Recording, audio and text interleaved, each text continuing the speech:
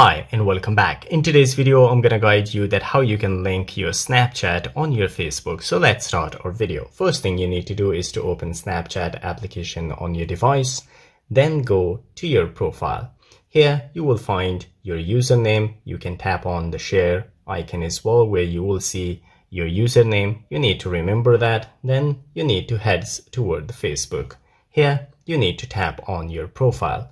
From there, you need to tap on Edit Profile. You need to scroll down where you will find links. You need to tap on Add. And here, right at the bottom, you will find Add New Link. You need to tap on it, select Snapchat. Here, you need to enter your username. In my case, I will enter my username here. Once you do so, tap on Save. And it should be public that people can see it. So guys, this is how you can link your Snapchat on Facebook. If you like the video, don't forget to subscribe. I will see you in the next video. Till then, take care.